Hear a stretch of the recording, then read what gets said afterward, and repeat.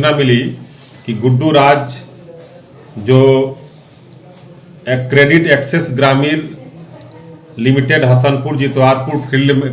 में पदस्थापित थे और वो फील्ड में घूम घूम करके इस क्रेडिट फाइनेंस का पैसा वसूलते थे।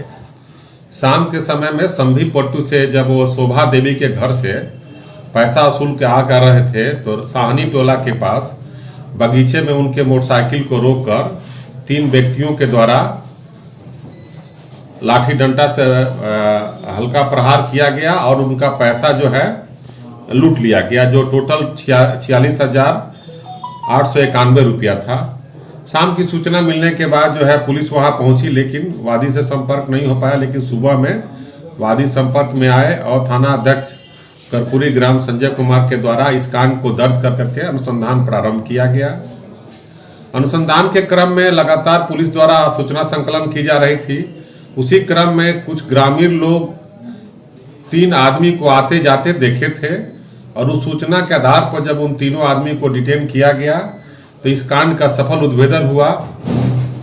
और लूटी गई 46,891 रुपया में से टोटल 34,000 रुपये की बरामदगी हुई और 3 अभियुक्त जो घटना किए थे उनकी भी गिरफ्तारी हुई और वे अपना अपराध स्वीकार किए और उस अपराध स्वीकार के पश्चात इन पैसों की बरामदगी हुई और पैसे वो लोग खर्च कर दिए थे, जिसका भी सत्यापन किया गया।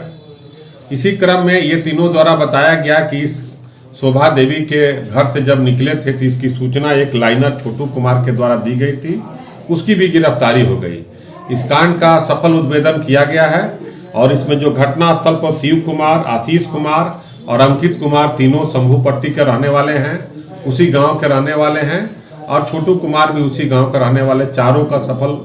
गिरफ्तारी होकर के इस कांड का सफलतापूर्वक उद्भेदन किया गया है।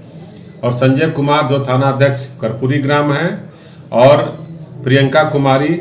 इन दोनों के द्वारा वहां पर क्षेत्र में अच्छा काम किया गया